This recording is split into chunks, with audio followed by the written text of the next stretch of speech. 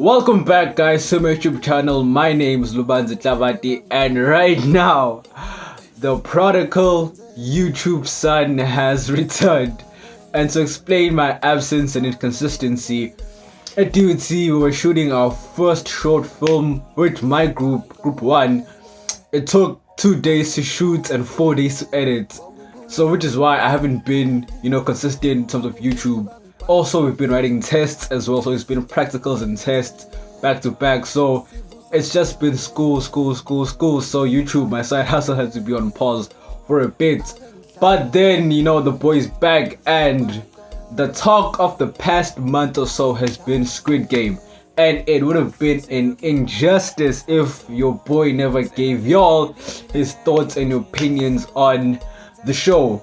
But before we jump into the review, I'd like to say that my Blood and Water Season 1 recap is currently at 1.5k views. And I'd like to thank all those who watched, shared, liked, subscribed, did everything to gain that much of traction. And it's only my second YouTube video. That is just crazy. So I'd like to thank y'all guys for the love and support. And without wasting any more time, let's jump into the Squid Game review. So we meet our protagonist Gihan, who's a broke chauffeur in deep amounts of debt with the loan sharks. Trying his luck, he bets on a horse race and ends up winning. As he's about to go buy his daughter a gift, coincidentally, he meets his loan sharks and makes a run for it. He stumbles at one point in which they catch up to him.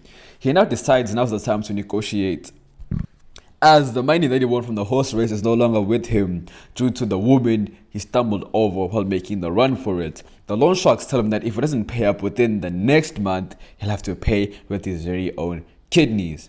He gets approached by a sketchy businessman by the subway, offering that they play a game. Each round Guy wins, the businessman will give him 10,000 won. That's like $8 per round. Guy consistently loses and gets slapped per loss, and he eventually wins one round, which means that he wins 10,000 won. The sketchy businessman tells Guy about joining a tournament that will last 6 days, where they'll be playing games such as these but with much higher stakes. Guy isn't convinced, and the dude literally runs a financial background check on Gihan, and Guy is actually convinced. Long story short, Guy gets a gift for his 10-year-old daughter, and it's later revealed through a combo with his mom that his daughter is leaving Korea for the US with her mom and stepdad. His mom tells him that the only way he can gain full custody over his daughter is if his financial records show that he's financially stable. Hearing this, he joins the Squid Game. Being unconscious, he wakes up in a compound with 455 players, with him being player 456. Compound is governed by the frontman, who's like the Korean Victor Von Doom, with his masked staff in pink jumpsuits. The winner of the tournament will win 45.6 billion won. Guy befriends an old man, and the first game begins. Shit hits the fan as players get executed if they mess up while playing these games. Guy is rescued by a man called Ali and advances to the next round. Players, seeing the horrendous sight, decide that they want to leave the Squid Game, and they are granted permission. Life is hard on the outside. Ali accidentally crushes the hand of his employer and runs away with the money that was initially entitled to him. Player 199 ought to commit suicide, as he lied to his mom about being on a successful trip in the US when he was actually conning his clients, and he's dead broke. Player 67 has troubles of saving her family from North Korea and getting her little brother out of an orphanage. Guy decides to go to the police station, but nobody believes him except a cop who is familiar with the card that was given to Guy by the sketchy businessman at the subway. Guy receives a call from the hospital stating that his mother has been admitted, and this becomes his true motivation to return to the Squid Game. He also gets visited by the old man by coincidence, telling him that life on the outside is hard and the game is actually worth it. The cop ends up following them to the compound and they all advance to the second round. The second game is honeycombs, and you know the drill. If you mess up, you die. The third game is tug of war, and if your team loses, you know the drill, you die. The fourth game is marbles, and this is actually an emotional episode as you see that it doesn't go by who's righteous. People are doing what they have to do to survive, in which Ali unfortunately dies and the old man dies due to our main character using the old man memory loss to his advantage. With the fifth game being the hardest, the VIP decides to show up, and I can't take them serious with those masks on because they look as if like they're about to shoot the what does the fuck say music video. So with the fifth game, many characters die along the way, and the remaining three are Guy, player 199, and player 67. With player 67 being injured, Guy decides to go and look for help. While he's looking for help, player 199 ends up killing player 67. RIP. The remaining players are Guy and player 199, who so happens to be his old school mate. The sixth game is the Squid Game, and it is truly intense. Guy ends up winning as his friend commits suicide. With Guy being the winner, he goes home running to his mom, tired, saying that he has money, only to find that his mom is dead, unfortunately.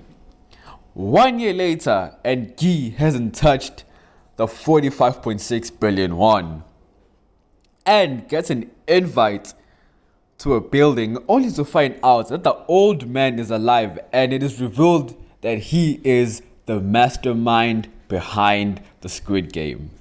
In which there's a back and forth between him and Guy, and this is the reason as to why he started the Squid Game.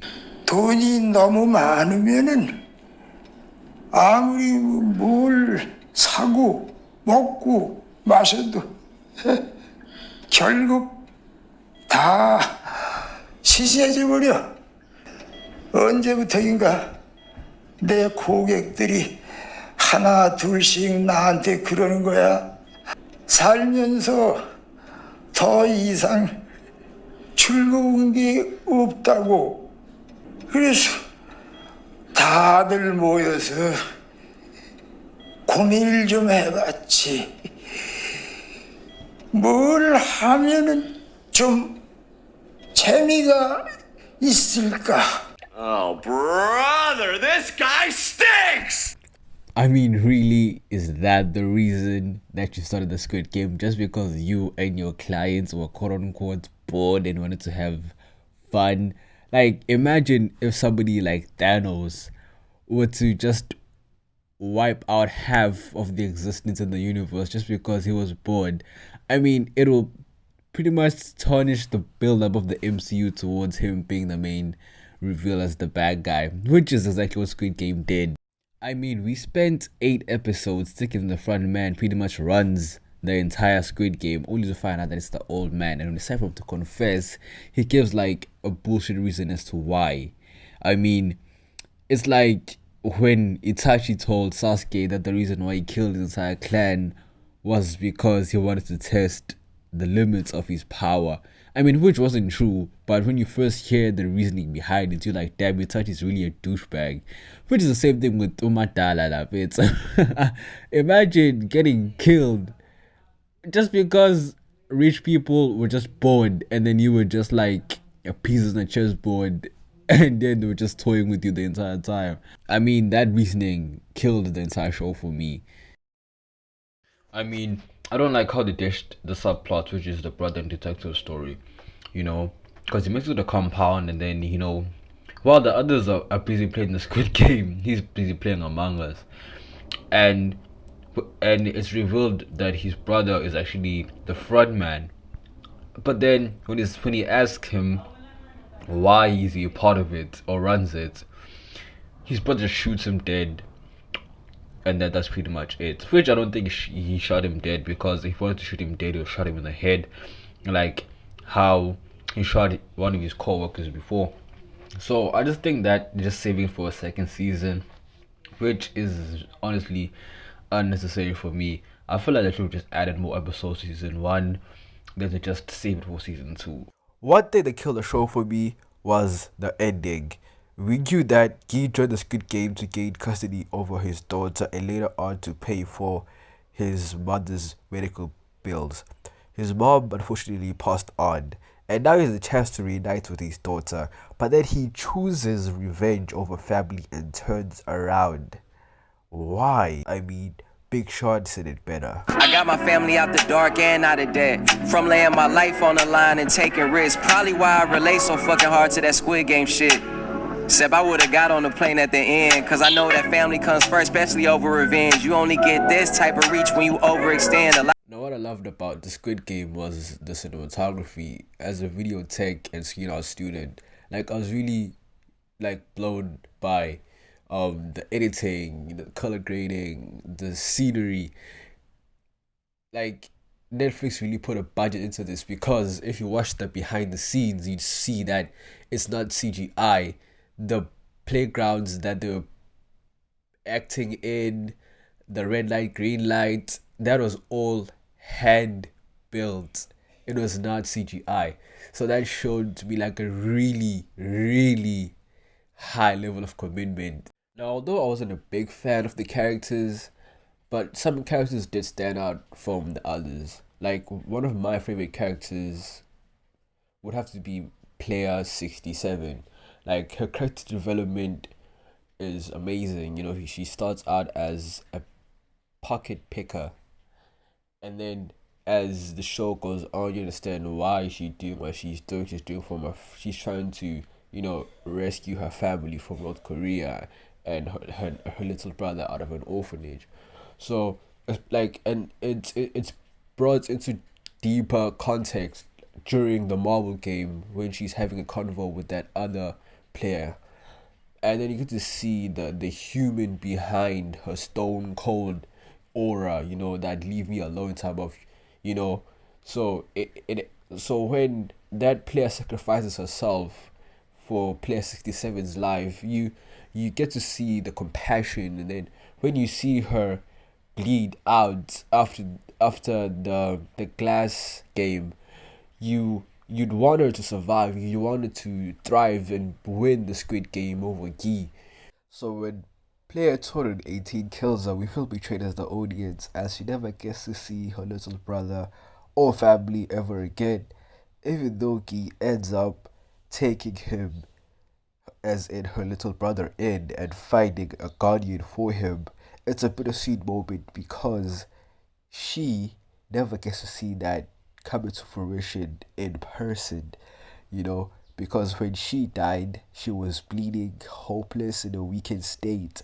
So she never has a happy ending, but Guy does hold on to the promise that they made before she died. And so it's a bittersweet ending towards her story. But then at least her little brother is now safe and out of that orphanage.